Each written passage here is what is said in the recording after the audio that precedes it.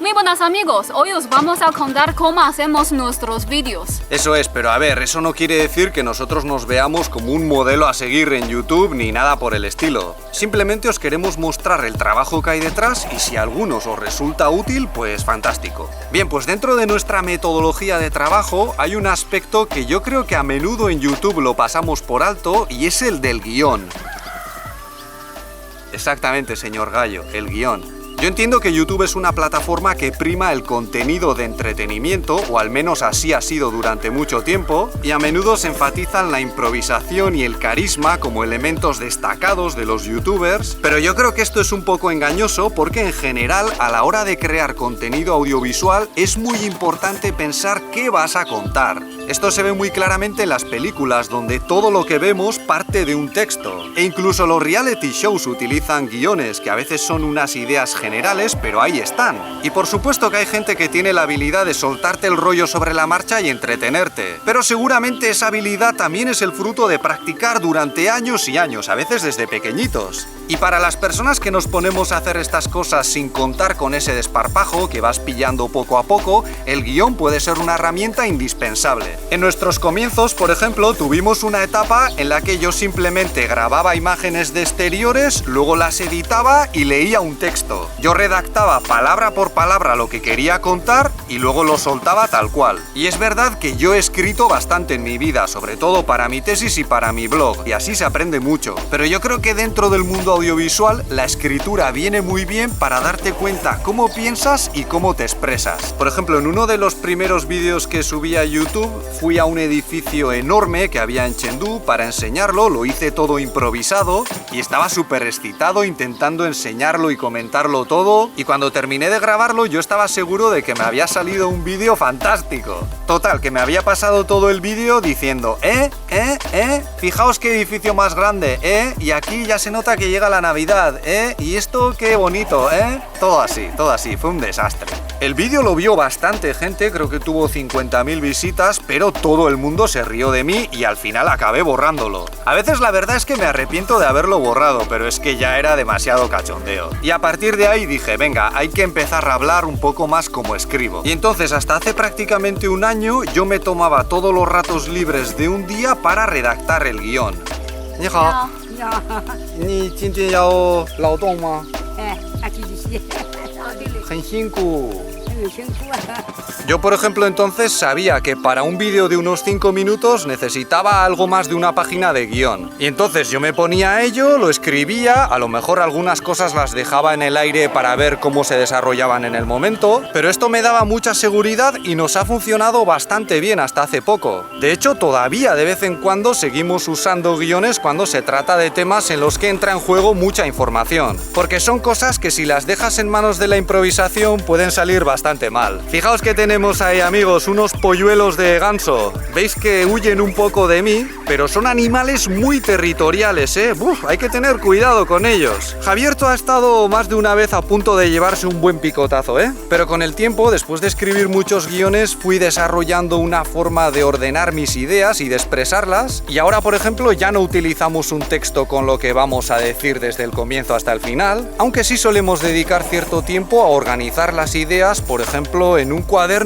o en una aplicación de notas para el móvil. Pero eso no quiere decir que hayamos dejado de investigar. Esa parte de la tarea sigue ahí, implica unas cuantas horas de trabajo a la semana y gran parte lo hace Lele. Por ejemplo, cuando hablamos de actualidad china, ella es la que se suele encargar de leer las noticias de los medios de este país, los comentarios de los internautas, etcétera, etcétera. Y yo creo que tanto la parte de investigar como la de ordenar las ideas o redactar el guión son fundamentales para muchos canales de YouTube, sobre todo si se trata de canales de divulgación. Y yo creo que es importante enfatizar todo este trabajo que hay detrás, porque si no, a veces la gente piensa que todo sale como por arte de magia o por cuestión de talento, y esto es engañarse. Bueno, luego está todo el trabajo de grabar, al que nosotros damos mucha importancia, quizás demasiada. Porque, por ejemplo, hoy hace un calor terrible, estamos a 37 grados y como podéis ver yo estoy sudando como un cerdo. Pero en parte también debido a que nosotros tenemos un canal dedicado a China, estamos un poco obsesionados con enseñaros imágenes de exteriores. A mí la verdad es que me da un poco de cargo de conciencia grabar vídeos dentro de casa estando aquí. Y además los que tenéis nociones de fotografía o de vídeo sabéis que generalmente la imagen queda mejor mejor si tengo la luz de frente. Pero eso en días como hoy implica sufrir de lo lindo. Y normalmente nos ponemos un montón de crema y Lele suele llevar su parasol, aunque lo esconde en el momento de grabar.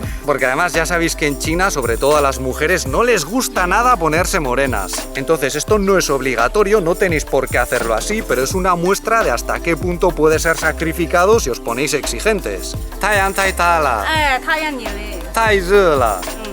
Nosotros solemos reservar 2 días para grabar las imágenes de un vídeo. Eso es, un día lo dedicamos a filmar el entorno y otro a soltaros el rollo. Entonces, como publicamos 2 vídeos a la semana, eso quiere decir que nos pegamos 4 días grabando en la calle. No estamos de sol a sol, pero suelen ser un mínimo de 4 horas al día y a veces hasta 8. Depende un poco de si nos tenemos que desplazar, del tiempo que hace, de lo largo que vaya a ser el vídeo, etcétera, etcétera. Normalmente el día en el que nos toca hablar frente a la cámara, como por ejemplo hoy, es lo más duro desde el punto de vista del esfuerzo físico. Ahora ya no andamos tanto porque Lele está embarazada y tiene que guardar algo de reposo, pero en la grabación de algunos vídeos llegamos a caminar hasta 15 kilómetros. Por supuesto, esto no hace falta hacerlo, pero nosotros a veces nos obsesionamos un poco con eso de enseñaros el entorno.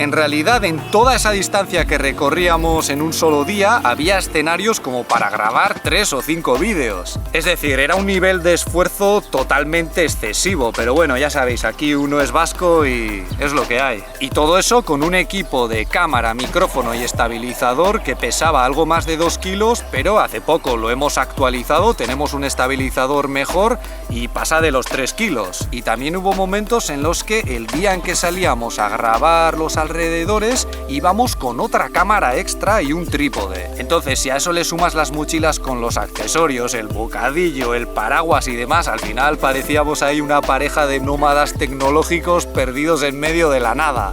Y algunos diréis, ¿pero para grabar un vídeo de 10 minutos se tarda tanto tiempo? Pues seguro que a muchos youtubers les cuesta mucho menos, pero nosotros, por ejemplo, una costumbre que tenemos es la de repetir casi todo lo que decimos. ¿Por qué? Pues porque muchas veces, sobre todo cuando grabas fuera, pueden ocurrir cantidad de cosas que hacen que las tomas no sirvan para nada. Y a menudo cometemos errores al hablar, especialmente yo. Bueno, no creáis, yo también le pego unas cuantas patadas al español en cada vídeo. Pero claro, todos esos errores y titubeos no los veis porque los cortamos y los dejamos fuera. Y además muchas veces captamos ruidos de todo tipo, del viento, de coches, de obras y también interferencias de teléfonos, de antenas que pueden hacer que tu trabajo no valga para nada. Me acuerdo que una vez fuimos a un pueblo que estaba ya un poco lejos, como a 1 hora de aquí en coche, pasamos todo el día grabando allí y luego cuando llegamos a casa, estábamos hechos polvo, nos dimos cuenta de que más de la mitad de las tomas tenían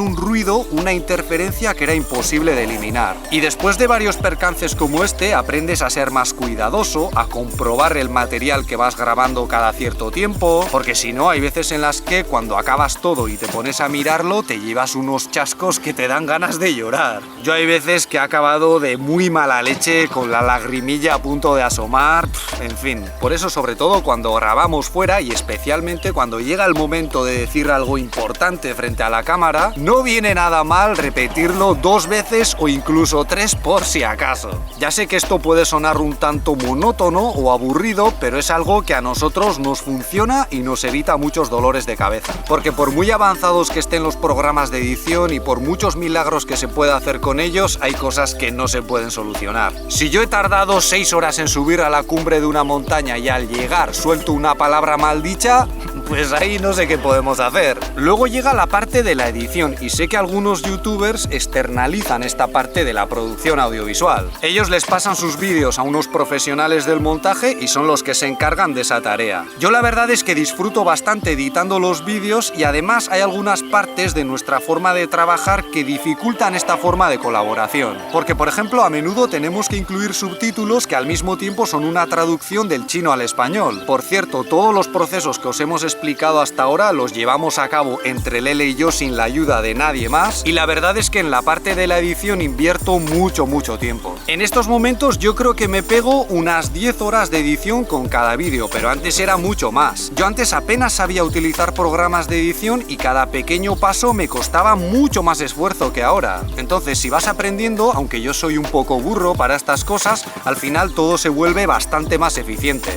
Así pues, con todo ese trabajo que le dedicamos cada semana a los vídeos, nosotros no tenemos días libres. Para nosotros no existen los fines de semana ni los festivos. Es verdad que gran parte del tiempo disfrutamos de ello, pero también hay momentos en los que es puro trabajo en el peor sentido de la palabra. Con mucha presión, con estrés, con cansancio acumulado, porque para gente como nosotros que no tenemos ningún talento destacado, poder llegar a este nivel en el que más o menos puedes vivir de YouTube es muy costoso. Y nosotros lo estamos consiguiendo sobre todo gracias al apoyo que nos da la gente a través de Patreon, que es nuestra principal fuente de financiación. Porque si dependiésemos solo de lo que nos llega a través de la publicidad de YouTube, no habríamos llegado hasta aquí. Todo el equipo que hemos comprado, que yo creo que tiene bastante que decir en la calidad que podemos ofrecer, lo hemos conseguido gracias a que hay gente que nos apoya económicamente. Pero aún así esto significa que tienes que trabajar un montón porque hay muchísima competencia en YouTube. Vale, y al final llega el momento más incómodo para mí, que es el de justo antes de publicar el vídeo. Sobre todo porque hay que revisarlo varias veces para comprobar que no haya errores. Y esto a mí me desquicia un poco porque yo ya he visto el vídeo 1000 veces mientras lo editaba. Pero por suerte desde hace más o menos un año trabajamos con una network, con una red de canales de YouTube española, y a cambio de un porcentaje de los ingresos por la publicidad, ellos se encargan de revisar el vídeo, ponerles las palabras clave, sugerirnos títulos, y de esa manera yo me libro de algunos quebraderos de cabeza que tienen que ver con esa parte final que tan nervioso me pone. Porque de hecho, una vez que está publicado el vídeo, yo ya no lo quiero ver más. Puedo pasar meses sin volver a verlo. Y lo único que me interesa es ver cómo reaccionan los seguidores, poco más.